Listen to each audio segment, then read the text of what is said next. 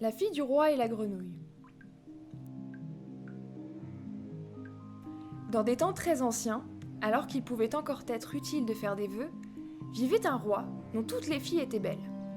La plus jeune était si belle que le soleil, qui en avait cependant tant vu, s'étonnait chaque fois qu'il illuminait son visage. Non loin du château du roi, il y avait une grande et sombre forêt, et dans la forêt, sous un vieux tilleul, une fontaine. Un jour qu'il faisait très chaud, la royale enfant partit dans le bois et s'assit au bord de la source fraîche. Et comme elle s'ennuyait, elle prit sa balle en or, la jeta en l'air et la rattrapa. C'était son jeu favori. Il arriva que la balle d'or, au lieu de revenir dans sa main, tomba sur le sol et roula tout droit dans l'eau. La princesse la suivit des yeux, mais la balle disparut. La fontaine était si profonde qu'on n'en voyait pas le fond.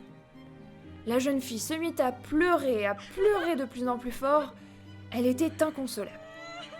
Comme elle gémissait ainsi, quelqu'un lui cria « Pourquoi pleures-tu, princesse ? Si fort qu'une pierre s'en laisserait attendrir. » Elle regarda autour d'elle pour voir d'où venait la voix et aperçut une grenouille qui tendait hors de l'eau sa tête grosse et affreuse. « Ah, c'est toi, vieille barboteuse, dit-elle. Je pleure ma balle d'or qui est tombée dans la fontaine. »« Tais-toi et ne pleure plus, dit la grenouille. Je vais t'aider. Mais que me donneras-tu si je te rapporte ton jouet ? » Ce que tu voudras, chère grenouille, répondit-elle.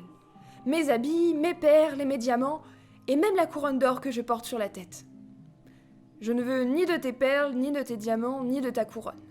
Mais, si tu acceptes de m'aimer, si tu me prends comme compagne et camarade de jeu, si je peux m'asseoir à ta table, à côté de toi, manger dans ton assiette, boire dans ton gobelet et dormir dans ton lit, si tu me promets tout cela, je plongerai au fond de la source et te rendrai ta balle. « Mais oui, dit-elle, je te promets tout ce que tu veux, à condition que tu me retrouves ma balle. » Elle se disait, elle vit là, dans l'eau, avec les siens et Coas, comment serait-elle la compagne d'un être humain ? Quand la grenouille eut obtenu sa promesse, elle mit la tête sous l'eau, plongea et, peu après, réapparut en tenant la balle entre ses lèvres. Elle la jeta sur l'herbe. En retrouvant son beau jouet, la fille du roi fut folle de joie. Elle le ramassa et partit en courant. « Attends, attends !» cria la grenouille. « Emmène-moi, je ne peux pas courir aussi vite que toi !»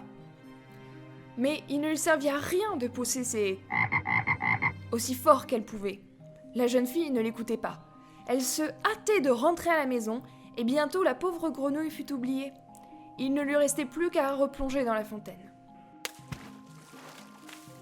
Le lendemain, comme la petite princesse était à table, mangeant dans sa jolie assiette d'or avec le roi et tous les gens de la cour, on entendit quelque chose qui montait l'escalier de marbre. Puis, on frappa à la porte et une voix dit « Fille du roi, la plus jeune, ouvre-moi !» Elle se leva de table pour voir qui était là. Quand elle ouvrit, elle aperçut la grenouille. Elle repoussa bien vite la porte et alla reprendre sa place. Elle avait très peur. Le roi vit que son cœur battait fort et dit « Que crains-tu, mon enfant ? Y aurait-il un géant derrière la porte qui viendrait te chercher ?»« Oh non, répondit-elle.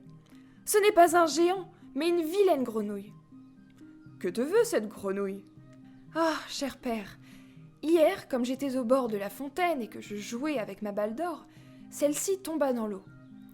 Parce que je pleurais bien fort, la grenouille me l'a rapportée. Et comme elle me le demandait avec insistance, je lui ai promis qu'elle deviendrait ma compagne. Mais je ne pensais pas qu'elle sortirait de son eau, et voilà qu'elle est là, dehors, et veut venir auprès de moi. » Sur ces entrefaites, on frappa une seconde fois à la porte, et une voix dit « Fille du roi, la plus jeune, ouvre-moi ! Ne sais-tu plus ce qu'hier, au bord de la fontaine fraîche, tu me promis ? Fille du roi, la plus jeune, ouvre-moi !» Le roi dit alors « Ce que tu as promis, il faut le faire. Va et ouvre. » Elle se leva et ouvrit la porte. La grenouille sautilla dans la salle, toujours sur ses talons, jusqu'à sa chaise. Là, elle s'arrêta et dit « Prends-moi auprès de toi. » La princesse hésita, mais le roi lui donna l'ordre d'obéir. Quand la grenouille fut installée sur la chaise, elle demanda à monter sur la table. Et quand elle y fut, elle dit « Approche ta petite assiette d'or, nous allons y manger ensemble. » La princesse fit ce qu'on voulait, mais c'était malgré tout de mauvais cœur. La grenouille mangea de bon appétit, Quant à la princesse, chaque bouchée lui restait au travers de la gorge. À la fin, la grenouille dit « J'ai mangé à satiété. Maintenant, je suis fatiguée. Conduis-moi dans ta chambrette et prépare ton lit de soie. Nous allons dormir. » La fille du roi se mit à pleurer. Elle avait peur du contact glacé de la grenouille et n'osait pas la toucher. Et maintenant, elle allait dormir dans son joli lit bien propre. Mais le roi se fâcha et dit « Tu n'as pas le droit de mépriser celle qui t'a aidé quand tu étais dans le chagrin. » La princesse saisit la grenouille entre deux doigts, la monta dans sa chambre et la déposa dans un coin. Quand elle fut couchée, la grenouille sauta près du lit et dit « Prends-moi, sinon je le dirai à ton père. » La princesse se mit en colère, saisit la grenouille et la projeta de toutes ses forces contre le mur. « Comme ça, tu dormiras, affreuse grenouille !» Mais quand l'animal retomba sur le sol, ce n'était plus une grenouille. Un prince aux beaux yeux pleins d'amitié la regardait. Il en fut fait selon la volonté du père de la princesse. Il devint son compagnon aimé et son époux. Il lui raconta qu'une méchante sorcière lui avait jeté un sort et la princesse seule pouvait l'en libérer. Le lendemain, ils partiraient tous deux pour son royaume. Ils s'endormirent et au matin, quand le soleil se leva, on vit arriver une voiture attelée de 8 chevaux blancs. Ils avaient de blancs plumés sur la tête et leur harnais était d'or. À l'arrière se tenait le valet du jeune roi, c'était le fidèle Henri. Il avait eu tant de chagrin quand il avait vu son seigneur transformé en grenouille qu'il s'était fait bander la poitrine de 3 cercles de fer pour que son cœur n'éclatât pas de douleur. La voiture devait emmener le prince dans son royaume. Le fidèle Henri l'y fit monter avec la princesse et s'installa de nouveau à l'arrière, tout heureux de voir son maître libéré du mauvais sort.